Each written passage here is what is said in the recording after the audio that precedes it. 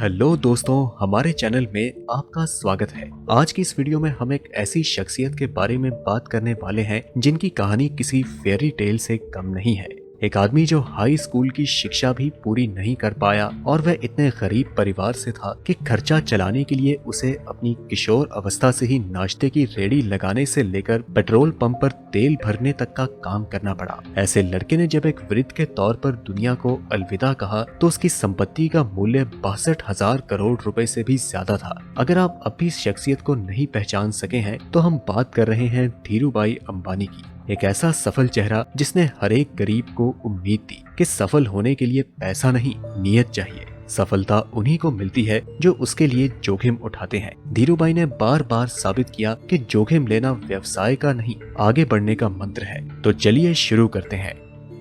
28 दिसंबर 1932 को गुजरात के जूनागढ़ के छोटे से गांव चोरवाड़ में धीरजलाल हीरालाल अंबानी का जन्म हुआ। उनके पिता गोवर्धन भाई अंबानी एक शिक्षक थे और माता जमुनाबेन एक सामान्य गृहिणी थी। धीरूभाई के 4 भाई और बहन थे। इतने बड़े परिवार का लालन पालन करना एक अध्यापक गोवर्धन भाई के लिए आसान काम नहीं था। एक समय ऐसा आया कि आर्थिक परेशानियों की वजह से धीरूभाई को पढ़ाई बीच में ही छोड़नी पड़ी और उनकी स्कूली शिक्षा भी अधूरी रह गई। पिता की मदद करने के लिए धीरूभाई ने छोटे मोटे काम करने शुरू कर दिए। ये उदाहरण कि हर एक सफलता के पीछे ढेरों असफलताएं छुपी होती हैं, ये धीरूभाई अंबानी पर एकदम सटीक बैठता है। पढ़ाई छोड़ने के बाद सबसे पहले धीरूभाई ने फल और नाश्ता बेचने का काम शुरू किया, लेकिन उससे कुछ खास फायदा नहीं हुआ। उन्होंने दिमाग लगाया और गांव के नजदीक स्थित धार्मिक पर्यटन स्थल गिरनार में पकोड़े बेचने का काम शुरू कर दिया। ये काम पूरी तरह से आने वाले पर्यटकों पर निर्भर था, जो साल के कुछ समय तो अच्छा चलता था, लेकिन बाकी समय में उससे कोई खास लाभ नहीं होता था। जिसके बाद धीरूभाई ने इस काम को भी बंद कर दिया।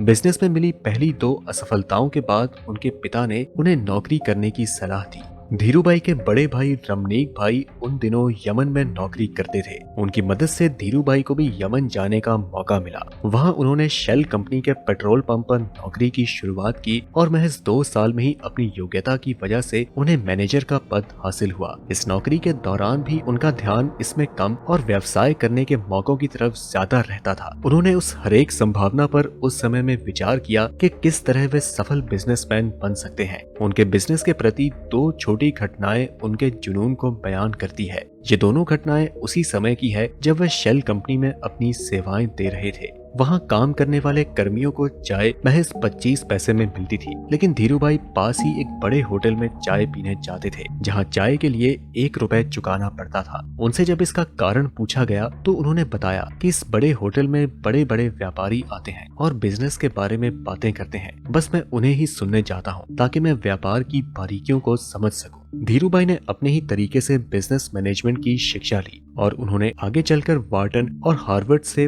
पारंपरिक तरीके से डिग्री लेने वाले को नौकरी पर रखा। इसी तरह दूसरी घटना उनकी पारखी नजर और अवसर भुनाने की क्षमता की ओर इशारा करती है। उन दिनों यमन में चांदी के सिक्कों का प्रचलन था। धीरूभाई को एहसास हुआ कि उन सिक्कों की चांदी का मूल्य सिक्कों के मूल्य से ज्यादा है और उन्होंने लंदन की एक कंपनी को इन सिक्कों को गलाकर आपूर्ति करनी शुरू कर दी। यमन की सरकार को जब तक इस बात का पता चलता तब तक वह मोटा मुनाफा कमा चुके थे। ये दोनों घटनाएं इशारा कर रही थी कि धीरूभाई अंबानी के पास एक सफल बिजनेसमैन बनने के सारे गुण हैं। यमन में धीरूभाई का अच्छा समय बीत ही रहा था कि वहां आजादी के लिए लड़ाई शुरू हो गई और ढेरों ढेर भारतीयों को यमन छोड़ना पड़ा और इस परेशानी के आलम में धीरूभाई को भी यमन छोड़ना पड़ा। ईश्वर ने उन्हें एक सफल बिजनेसमैन बनाने के लिए परिस्थितियां गढ़नी शुरू कर दी। इस नौकरी के चले जाने के बाद उन्होंने नौकरी की जगह बिजनेस करने का निर्णय लिया, लेकिन उन्हें व्यवसाय शुरू करने के लिए पैसों की जरूरत थी। धीरूभाई के पास निवेश करने के लिए बड़ी रकम नहीं थी, इसलिए उन्होंने अपने मामा त्रयंबक लाल दमानी के साथ मसालों और शक्कर के व्यापार की शुरुआत की और यहीं पर रिलायंस कमर्शियल कॉरपोरेशन की नींव पड़ी। इसके बाद रिलायंस ने सूत के कारोबार में प्रवेश किया और यहाँ पर भी सफलता ने धीरूभाई के कदम चूमे और जल्द ही वे बॉम्बे सूत व्यापारी संघ के कर्ता धर्ता बन गए। लेकिन ये बिजनेस जोखिमों से भरा हुआ था और उनके मामा को जोखिम पसंद नहीं था और इसलिए जल्द ही दोनों के रास्ते अलग हो गए। इससे रिलायंस पर कोई खास फर्क नहीं पड़ा और 1967 में रिलायंस टेक्सटाइल्स अस्तित्व में आया। इसी साल रिलायंस ने अहमदाबाद के नरोदा में टेक्सटाइल मिल की स्थापना की और विमल की ब्रांडिंग कुछ इस तरह से की गई कि जल्द ही ये घर घर में पहचाना जाने लगा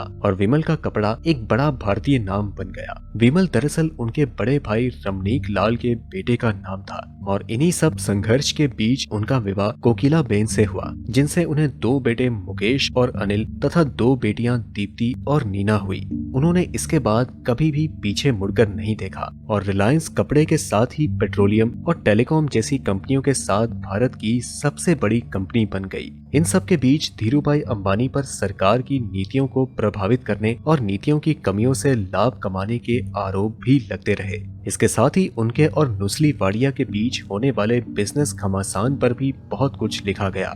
दोस्तों, धीरूभाई अंबानी का एक किस्सा काफी प्रचलित है। भारत के शेयर बाजार में एक बार धीरूभाई की भिड़ंत 90 के दशक के सबसे बड़े शेयर कारोबारी मनु मुंद्रा से हुई थी। मनु मुंद्रा के कहने भर से ही शेयर बाजार का रुख पलट जाता था। सभी कंपनियां उनसे डरती थी। इंडिया में इन्वेस्टमेंट के आईपीओ विकल्प को घर घर पहुंचाने का श्रेय रिलायंस इंडस्ट्रीज लिमिटेड के प्रमुख धीरूभाई अंबानी को जाता है। रिलायंस का पहला आईपीओ अक्टूबर 1977 में 10 रुपए पर आया था और उसका भाव लगातार बढ़ता रहा, जिससे कि इन्वेस्टरों को खूब फायदा हुआ। 1982 में इसका भाव 186 रुपए तक चला गया। इसके बाद कंपनी ने पार्शियली कन्वर्टिबल डिबेंचर्स इशू किया, जिसमें के ब्याज दिया जाता है और कुछ समय बाद पीसीडी का कुछ हिस्सा शेयर्स में बदल जाता है। उस समय स्टॉक मार्केट में बियर और बुल में वार होते ही रहते थे। ऐसा माना जाता है कि कलकत्ता के कुछ मुंदड़ियों ने धीरूभाई अंबानी के पीसीडी को फेल करने के लिए रिलायंस के शेयर की शॉर्ट सेल कर दी, ताकि जब भाव कम हो जाए तो उस पीसीडी को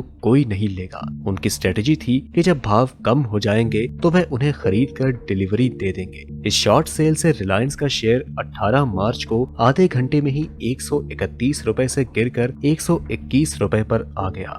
दोस्तों, the great Indian scam story of the missing ₹4,000 crore नाम की किताब में एसके बरुआ और जेआर वर्मा ने लिखा है कि बेयर कार्टेल की इस स्ट्रेटेजी का मुंह तोड़ जवाब देने के लिए धीरूभाई ने अपने एनआरआई इन्वेस्टरों और ब्रोकरों को जगा दिया। उन्होंने शेयर्स की जमकर खरीद शुरू की। धीरूभाई के चहेते इन बुल ने कंपनी के 10 करोड़ रुपए से 8 लाख शेयर्स खरीद डाले। बाजार में ये जिज्ञासा थी कि आखिर ये शेयर खरीद कौन रहा है। बेयर कार्टेल की स्ट्रेटेजी फेल हो गई। उनके चेहरों पर हवाइयां उड़ने लगी। धीरूभाई के चहेते ब्रोकर्स ने डिलीवरी मांगी, लेकिन बेयर कार्टेल के पास शेयर थे ही नहीं। उस समय डिलीवरी ना देने के कारण औंधा बदला देना होता था।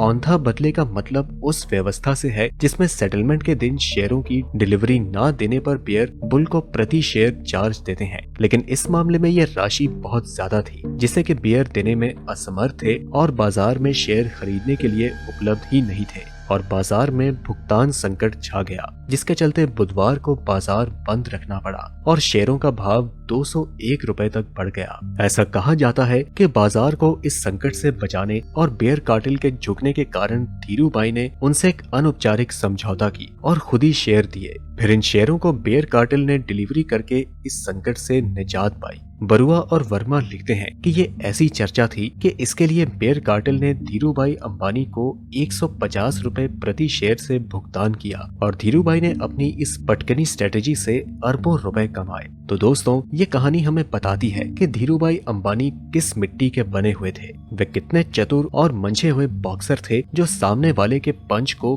कैसे उलट देते थे।